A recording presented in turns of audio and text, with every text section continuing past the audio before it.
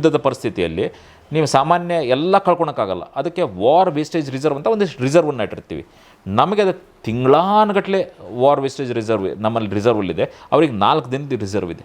ಅದು ಹಾಳಾಗಿದ್ದ ನೇಷನ್ ಜೊತೆ ಯಾಕೆ ಗುದ್ದಾಡಬೇಕು? ನೀವು ಯಾವ್ದಾರ ಒಂದು ಹಂದಿ ಜೊತೆ ಹೊಡೆದಾಡಿದರೆ ಹಂದಿಗೆ ನೀವು ಗಲೀಜಾಗ್ತೀರಾ, ಆ ಹಂದಿನೂ ಖುಷಿ ಪಡುತ್ತೆ. ಅದು ಆ ಲೆಕ್ಕ ಅವ್ರು ಯಾಕೆ ಕಂಟಿನ್ಯೂ ಮಾಡಲಿಲ್ಲ ಅಂತ ಭಾಳ ಜನಕ್ಕೆ ಪ್ರಶ್ನೆ ಇದೆ. ಅದು ನಾವೇನು ಯೋಚನೆ ಮಾಡಬೇಕಂದ್ರೆ ಆ ರಾಷ್ಟ್ರ ಯಾಕೆ ಕೊಟ್ಕೊಂಡೋಗಿದೆ, ಹಾಳಾಗೋಗಿದೆ, ಕಳ್ಕೊಬೇಕಾದದ್ದು ಏನಿದೆ ಅವರಿಗೆ? ಇವತ್ತಾದರೂ ಹುಲ್ ತಿನ್ನೋದೇ, ಇನ್ನೊಂದು 4 ದಿನ ಆದರೂ ಹುಲ್ ತಿನ್ನೋದು. ಅವ್ರ ಪ್ರೈಮ್ ಮಿನಿಸ್ಟರ್ ಕಟೋರಿ ಹಿಡ್ಕೊಂಡು ಎಲ್ಲೆಲ್ಲಿ ಯಾವುದೇ ಅಷ್ಟಕ್ಕೆ ಹೋದ್ರೆ ಒಂದು ಕಟೋರಿ ಹಿಡ್ಕೊಂಡೇ ಹೋಗ್ತಾರೆ, ನಮಗೆ ದುಡ್ಡು ಕೊಟ್ರಿ ಅಂತ. ಅವ್ರಿಗೆ ನಮಗೆ ಕಂಪ್ಯಾರಿಸನ್ ಇಲ್ಲ ಅಂತ ಹೇಳ್ಬೋದು. ಅವ್ರು ನೋಡಿ, ಅವ್ರು ನ್ಯೂಕ್ಲಿಯರ್ ವೆಪನ್ ಏನು ಡೆವಲಪ್ ಮಾಡಿದ್ರಲ್ಲ, ಅವಾಗ ಅವರೊಂದು ಸ್ಟೇಟ್ಮೆಂಟನ್ನು ಕೊಡ್ತಾ ಇದ್ರು, ನಾವು ಹುಲ್ ತಿಂದಾದರೂ ಬದುಕ್ತೀವಿ, ಬಟ್ ನ್ಯೂಕ್ಲಿಯರ್ ಬಾಂಬನ್ನು ಮಾಡ್ತೀವಿ ಅಂತ. ಅವರು ಕೂಡ ನಾವು ನ್ಯೂಕ್ಲಿಯರ್ ಬ್ಲಾಸ್ಟ್ ಮಾಡ್ತೀವಿ, 97-98 ನಾವು ನ್ಯೂಕ್ಲಿಯರ್ ಬ್ಲಾಸ್ಟ್ ಮಾಡಿದ್ವಿ. ನಾವು 14 ದಿನಕ್ಕೆ ಅವರು ಕೂಡ ನ್ಯೂಕ್ಲಿಯರ್ ಬ್ಲಾಸ್ಟನ್ನು ಮಾಡಿದರು. ಬಟ್ ಇವತ್ತಿಗೆ 25 ವರ್ಷದ ನಂತರ ಕಂಪೇರ್ ಮಾಡಿದರೆ ನಾವು ಎಲ್ಲಿದ್ದೀವಿ, ಅವ್ರು ಎಲ್ಲಿದ್ದಾರೆ. ಅವ್ರು ಆ್ಯಕ್ಚುಲಿ ಹುಲ್ ತಿನ್ನೋ ಪರಿಸ್ಥಿತಿಗೆ ಬಂದಿದ್ದಾರೆ ಇವಾಗ. ಎಲ್ಲಿ ಲೋನ್ ಸಿಗುತ್ತೋ, ಎಲ್ಲರ ಲೋನ್ ಸಿಗುತ್ತೆ ಅಂದರೆ ಫಸ್ಟ್ ಹೋಗಿ ಕ್ಯೂದಲ್ಲಿ ನಿಂತ್ಕೊಂಡವ್ರೆ ಅವರು. IMF ಲೋನ್ ಸಿಗಲಿಲ್ಲದ್ರೆ ಅವರಿಗೆ ಇದಿರಲ್ಲ. ವಾರ್ ವೇಸ್ಟೇಜ್ ರಿಸರ್ವ್ ಅಂತ ಹೇಳ್ತೀವಿ. ಯುದ್ಧ ಏನಾದರೂ ವಾರ್ ವೇಸ್ಟೇಜ್ ರಿಸರ್ವ್ ಅಂದರೆ ಏನು ಗೊತ್ತಾ? ಆರ್ಮ್ಸ್ ಆ್ಯಂಡ್ ಅಮ್ಯುನಿಷನ್ಸ್ ಯುದ್ಧದ ಪರಿಸ್ಥಿತಿಯಲ್ಲಿ ನೀವು ಸಾಮಾನ್ಯ ಎಲ್ಲ ಕಳ್ಕೊಳಕ್ಕಾಗಲ್ಲ. ಅದಕ್ಕೆ ವಾರ್ ವೇಸ್ಟೇಜ್ ರಿಸರ್ವ್ ಅಂತ ಒಂದಿಷ್ಟು ರಿಸರ್ವನ್ನು ಇಟ್ಟಿರ್ತೀವಿ. ನಮಗೆ ಅದು ತಿಂಗಳಾನುಗಟ್ಟಲೆ ವಾರ್ ವೇಸ್ಟೇಜ್ ರಿಸರ್ವ್ ನಮ್ಮಲ್ಲಿ ರಿಸರ್ವಲ್ಲಿದೆ. ಅವ್ರಿಗೆ 4 ದಿನದ ರಿಸರ್ವ್ ಇದೆ. ಇದು ವಾರ್ ಎಸ್ಕಿಲೇಟ್ ಆಗಿದ್ದರೆ ನೀವು ಕಾದು ಒಂದು ತಮಾಷೆ ನೋಡ್ಬೋದಾಗಿತ್ತು ನೀವು. ಇವಾಗ ಫಸ್ಟ್ ಟ್ರೈನಿಂಗ್ ಕ್ಯಾಂಪ್ಸನ್ನು ಹೊಡೆದ್ವಿ, ನೆಕ್ಸ್ಟ್ ಏರ್ ಬೇಸಸನ್ನು ಹೊಡೆದ್ವಿ. ಮುಂದೆ ಟಾರ್ಗೆಟ್ ಇದ್ದಿದ್ದೆ ಫ್ಯೂಲ್ ಟ್ಯಾಂಕ್ಸನ್ನು, ಅವ್ರದ್ದೇನು ಫ್ಯೂಲ್ ಸ್ಟೋರೇಜ್ ಕೆಪಾಸಿಟಿ ಇದ್ದಲ್ಲ ಅದನ್ನು ಹೊಡಿತಿದ್ವಿ. ಅವರಲ್ಲಿ ಪೆಟ್ರೋಲ್ ಬಂಕಲ್ಲಿ ಡ್ರೈ ಆಗ್ತಿತ್ತು. ಅವ್ರ ಮ್ಯಾನುಫ್ಯಾಕ್ಚರಿಂಗ್ ಹಬ್ ಏನೂ ಇಲ್ಲ. ಏನು ಮ್ಯಾನುಫ್ಯಾಕ್ಚರ್ ಮಾಡ್ತಾರೋ, ಚೈನಾದವ್ರು ಏನು ಫ್ಯಾಕ್ಟ್ರಿಗಳು ಸೆಟಪ್ ಮಾಡಿದಾರಲ್ಲ, ಅದು ಯೂರೋಸಲ್ಲಿ ಅದನ್ನು ಹೊಡಿತಿದ್ವಿ. ನೀರಂತರೂ ಹಾಗೆ ಬಂದಾಗಿದೆ ಅವರಿಗೆ. ನೀರಿಲ್ಲ, ಊಟ ಇಲ್ಲ, ಫ್ಯೂಲ್ ಇಲ್ಲ ಅಂತಂದರೆ ಹಾಗೆ ಒಣಗಿ ಸತ್ತು ಹೋಗೋರು. ನಾವು ಕಂಟಿನ್ಯೂ ಮಾಡಲಿಲ್ಲ, ಯಾವುದೋ ಒಂದಿಷ್ಟು ಪ್ರೆಷರ್ಗಳು ಇರ್ಬೋದು. ಯಾಕಂದರೆ ಯಾಕೆ ಕಂಟಿನ್ಯೂ ಮಾಡಲಿಲ್ಲ ಅಂತ ಭಾಳ ಜನಕ್ಕೆ ಪ್ರಶ್ನೆ ಇದೆ. ಅದು ನಾವೇನು ಯೋಚನೆ ಮಾಡಬೇಕಂದ್ರೆ ಆ ರಾಷ್ಟ್ರ ಯಾಕೆ ಕೊಟ್ಕೊಂಡೋಗಿದೆ, ಹಾಳಾಗೋಗಿದೆ, ಕಳ್ಕೊಬೇಕಾದದ್ದು ಏನಿದೆ ಅವರಿಗೆ? ಇವತ್ತಾದರೂ ಹುಲ್ ತಿನ್ನೋದೇ, ಇನ್ನೊಂದು 4 ದಿನ ಆದರೂ ಹುಲ್ ತಿನ್ನೋದೇ ಅವರು. ಬಟ್ ನಾವು ಇವತ್ತಿನ ನ್ಯೂಸ್ ಪ್ರಕಾರ ನಾವು ಜಪಾನನ್ನು ಬೀಟ್ ಮಾಡಿದ್ವಿ ಎಕನಾಮಿಕ್ ಇದರಲ್ಲಿ. ಸೊ ನಮ್ದು ಆಸ್ಪಿರೇಷನ್ ಜಾಸ್ತಿ ಇದೆ. ನಾವು 5ನೇ ಎಕನಾಮಿಕ್ ಪವರ್ ಇದ್ದವ್ರು 4ಕ್ಕೆ ಹೋಗ್ಬೇಕು, 4ನೇ ಇದ್ದವ್ರು 3ಗೆ ಹೋಗ್ಬೇಕು, 5 ಟ್ರಿಲಿಯನ್ ಎಕನಾಮಿಕ್ ಹೋಗ್ಬೇಕಂತ ನಮ್ಮ ಆಸೆ ಇದೆ, ಆಂಬಿಷನ್ಸ್ ಇದೆ. ನಾವು ಅದನ್ನು ಕೆಡ್ಸ್ಕೊಳಕ್ಕೆ ತಯಾರಿಲ್ಲ. ಅವರಿಗೇನು ಹಾಳಾದರೂ ಪರವಾಗಿಲ್ಲ. ಅವರಿಗೆ ಅವ್ರ ಸಿಟಿಸನ್ಸ್ ಬಗ್ಗೆ ಚಿಂತೆನೇ ಇಲ್ಲ ಅವ್ರಿಗೆ. ಅವ್ರ ಆರ್ಮಿದಲ್ಲಿ ಹೆಂಗೆ ಅಂತಂದರೆ ಸೀನಿಯರ್ ಆಫೀಸರ್ ರ್ಯಾಂಕಿಂಗಿಗೆ 100 ಎಕರೆ ಜಮೀನು ಹಿಡ್ಕೊಂಡು ಕೂತ್ಕೊಂಡಿದ್ದಾರೆ. ಎಲ್ಲರಿಗೂ ಲಂಡನ್ನಲ್ಲಿ ಮನೆ ಇರುತ್ತೆ, ದುಬೈಯಲ್ಲಿ ಮನೆ ಇರುತ್ತೆ, UAEದಲ್ಲಿ ಎಲ್ಲೆಲ್ಲೋ ಒಂದು ಕಡೆ ಮನೆ ಇರುತ್ತೆ.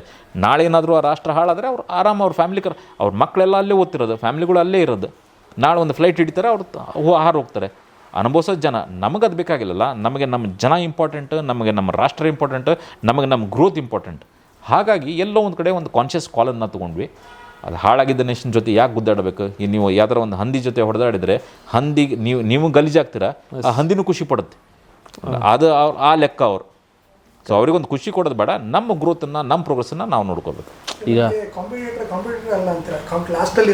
ಇಲ್ಲ, ನಾವು ಅವ್ರನ್ನ ಹೋಲ್ಸೋದೇ ಬೇಡ. ನಮ್ಮ ಕಾಂಪಿಟೇಷನ್ನೇ ಇಲ್ಲ ಅವರು. They are nowhere. ಎಕನಾಮಿ ನೋಡಿ, ಅವ್ರ ಫಾರಿನ್ ಎಕ್ಸ್ಚೇಂಜ್ ರಿಸರ್ವ್ ನೋಡಿ, ಅವ್ರ ಫಾರಿನ್ ಎಕ್ಸ್ಚೇಂಜ್ ರಿಸರ್ವ್ ನಾವು we can sustain our self for any. ನಾವು ಯಾವತ್ತೂ ಹೋಗಿ IMF ಮುಂದೆ ಕೈ ಚಾಚಿಲ್ಲ ನಮ್ಗೆ ಲೋನ್ ಕೊಡ್ರಿ ಅಂತ.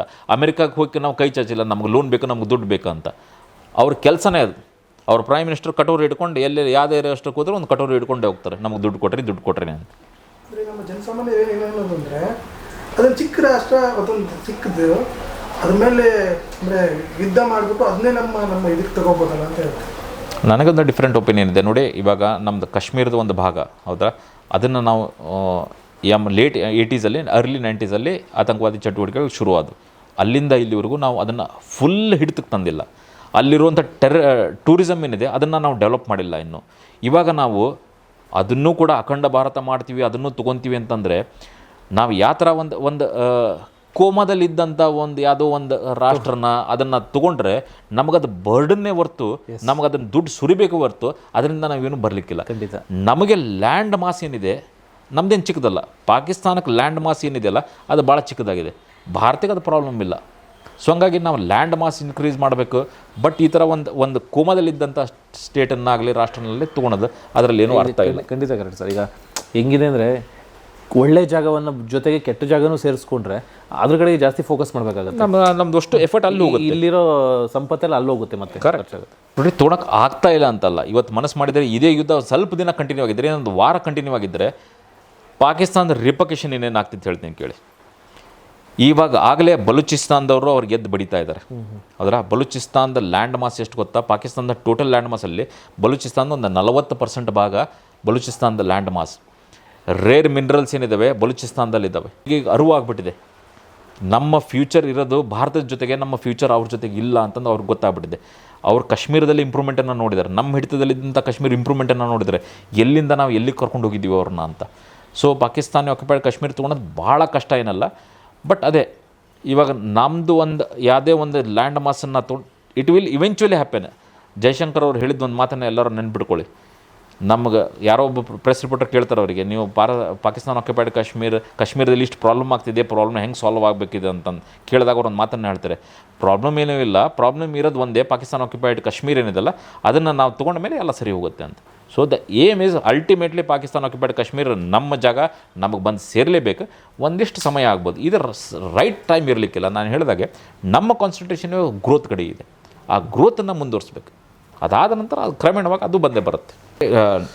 99ನಲ್ಲಿ ಕಂಪೇರ್ ಮಾಡಿ ಇವಾಗಿಂದ ಕಂಪೇರ್ ಮಾಡಿದರೆ, ನಾನು ಆಗಲೇ ಹೇಳಿದ್ನಲ್ಲ, ಕಾರ್ಗಿಲ್ ಯುದ್ಧದಲ್ಲಿ 527 ಜನನ ಕಳ್ಕೊಂಡ್ವಿ ನಾವಂತ. ಅದೇ ಈ ಯುದ್ಧ ಇವಾಗಾಗಿದ್ದರೆ ನಮ್ಮ ಮಿಸೈಲ್ ಟೆಕ್ನಾಲಜಿ ಆಗಲಿ, ನಮ್ಮ ಏರ್ ಡಿಫೆನ್ಸ್ ಸಿಸ್ಟಮ್ ಆಗಲಿ ಎಷ್ಟು ಇಂಪ್ರೂವ್ ಆಗಿದೆ ಅಂತಂದರೆ, ಬಹುಶಃ ಇವತ್ತು ಕಾರ್ಗಿಲ್ ಯುದ್ಧ ಆಗಿದ್ದರೆ ನಾವು ಒಬ್ಬರನ್ನು ಕೂಡ ಕಳ್ಕೊತಿರಲ್ಲ, ಅಷ್ಟು ಡೆವಲಪ್ ಆಗಿದೆ. ಇಂಪ್ರೂವ್ಮೆಂಟ್ಸ್ ಏನೇನಾಗಿದೆ ಅಂತ ನೋಡೋದಾದರೆ, 99ನಲ್ಲಿ ನಾವು ಆ ಲಾಲ್ ಚೌಕಲ್ಲಿ ಭಾರತದ ಬಾವುಟವನ್ನು ಹಾರ್ಸೋಕ್ಕೆ ನಮಗೆ ಅವಕಾಶನೇ ಇರಲಿಲ್ಲ. ಇನ್ಫ್ಯಾಕ್ಟ್ ನಾವು ಆರ್ಮಿ ಆಫೀಸರ್ಸ್ ಹೋಗಬೇಕು, ಆರ್ಮಿ ಒಂದು ತುಕಡಿ ಹೋಗಬೇಕು ಅಂತಂದರೆ ಮಿನಿಮಮ್ 2 ವೆಹಿಕಲ್ ಬೇಕೇ ಇತ್ತು. ಮೊದಲನೇ ವೆಹಿಕಲಲ್ಲಿ ಆಫೀಸರ್ ಕುಂತಿದ್ದರು, ಹಿಂದಿನ ವೆಹಿಕಲ್ದಲ್ಲಿ ಆಫೀಸರ್ ಯಾರೋ ನಮ್ಮ ಇವ್ರು ಕೂತ್ಕೊಂಡಿರ್ತಾರೆ ಒಂದು ವೆಹಿಕಲಲ್ಲಿ, ಹಿಂದೆ ಒಂದು ವೆಹಿಕಲಲ್ಲಿ, ಒಂದು ದೊಡ್ಡ ವೆಹಿಕಲ್ಲಿ ಮಿನಿಮಮ್ 10 ಜನ ಇರಬೇಕು, ಒಂದು ವೆಪನ್ ಮೌಂಟ್ ಆಗಿರಬೇಕಿತ್ತು. ಇದೆಲ್ಲ ಕಂಡೀಷನ್ಸ್ ಇದ್ವು. ಅದು ಕ್ರಮೇಣವಾಗಿ ಕಡಿಮೆ ಆಗ್ತಾ ಬರ್ತಾ ಇದೆ. ಕಮಿಂಗ್ ಟು ದ ಅಥಾರಿಟಿ ನಮಗೆ ಹೆಂಗೆ ಕೊಟ್ಟರು ಅಂದರೆ, ಇವಾಗ ನರೇಂದ್ರ ಮೋದಿ ಪ್ರಧಾನಮಂತ್ರಿ ಅವರು ಹೇಳಿದ್ದು ನಾವೆಲ್ಲರೂ ಕೇಳಿದ್ವಿ, ಆರ್ಮಿಗೆ ಫ್ರೀ ಹ್ಯಾಂಡ್ ಕೊಟ್ಟಿದ್ದೀವಿ ಅಂತ. ಫ್ರೀ ಹ್ಯಾಂಡ್ ಕೊಟ್ಟಿದ್ದೀವಿ ಅಂದರೆ ಅದರ ಅರ್ಥ ಏನು ಅಂತಂದರೆ, ನಾವು ಏನು ಬೇಕೋ ಅದನ್ನು ಮಾಡ್ತೀವಿ ಅಂತಲ್ಲ. ಬಟ್ ಫ್ರೀ ಹ್ಯಾಂಡ್ ಅಂದರೆ ನಾವೊಂದು ಪ್ರಪೋಸಲ್ನ ಕೊಡ್ತೀವಿ. ಇವಾಗ ಗೌರ್ಮೆಂಟ್ ನೀವು ಇದನ್ನು ಮಾಡಿರಿ ಅಂತ ಹೇಳೋದಕ್ಕೂ, ನಿಮಗೆ ಫ್ರೀ ಹ್ಯಾಂಡ್ ಕೊಟ್ಟಿದ್ದೀವಿ ಅಂದರೆ ನಾವು ನಮಗೆ ಮನಸ್ಸಾಗ ಬಂದು ನಾವು ಕರಾಚಿನ ಬಾಂಬ್ ಮಾಡಿಬಿಡ್ತೀವಿ, ಇಸ್ಲಾಮಾಬಾದ್ ಬಾಂಬ್ ಮಾಡಿಬಿಡ್ತೀವಿ ಅಂತಲ್ಲ. ಒಂದು ಆಪ್ಷನ್ 1, ಆಪ್ಷನ್ 2, ಆಪ್ಷನ್ 3 ಅಂತ ರೆಡಿ ಮಾಡ್ತೀವಿ. ಇದು ಮಾಡಿದರೆ ಹಿಂಗೆ, ಇದ್ರ ಪ್ರೋಸ್ ಆ್ಯಂಡ್ ಕಾನ್ಸ್ ಇದು, ಅದಕ್ಕೆ ಇವ್ರು ಹಿಂಗೆ ರಿಟಾಲಿಯೇಟ್ ಮಾಡ್ಬೋದು ಅಂತ ಒಂದು 3-4 ಆಪ್ಷನ್ನ ರೆಡಿ ಮಾಡಿಕೊಂಡು ನಾವು ಸಜೆಸ್ಟ್ ಮಾಡ್ತೀವಿ. ಅವ್ರು ಹೇಳೋದಕ್ಕಿಂತ ಆರ್ಮಿ ಸಜೆಸ್ಟ್ ಮಾಡಿ ಅವ್ರು ಯಾವುದು ಒಪ್ಪಿಗೆ ಕೊಡ್ತಾರಲ್ಲ ಅದನ್ನು ಎಕ್ಸಿಕ್ಯೂಟ್ ಮಾಡ್ತೀವಿ. That is known as free hand. ಇವಾಗ ನಾವು ಇಸ್ರೇಲ್ ಇದು ಹಮಾಸ್ ವಾರ್ ಆದಾಗ ಎಲ್ಲ ನೋಡಿದ್ದೀವಿ, ಒಂದು ಸೈರನ್ ಬರುತ್ತೆ, ಸೈರನ್ ಬಂದ ತಕ್ಷಣ ಎಲ್ಲರೂ ಬಂಕರ್ ಒಳಗೆ ಓಡೋಗ್ತಾರೆ. ಅದನ್ನು ಆಮೇಲೆ ಅವ್ರ ಒಂದು 2 ಗಂಟೆಗೋ 4 ಗಂಟೆಗೋ ಅವ್ರು ಸೆಲ್ಫ್ ಸಫಿಷಿಯೆಂಟಾಗಿ ಒಂದಿಷ್ಟು ನೀರು ಒಯ್ಬೇಕು, ಒಂದಿಷ್ಟು ಹಣ್ಣುಗಳು ಒಯ್ಬೇಕು, ಅಲ್ಲಿ ಇಟ್ಕೋಬೇಕು ಅನ್ನೋದನ್ನು ಪ್ರಾಕ್ಟೀಸ್ ಮಾಡೋದು.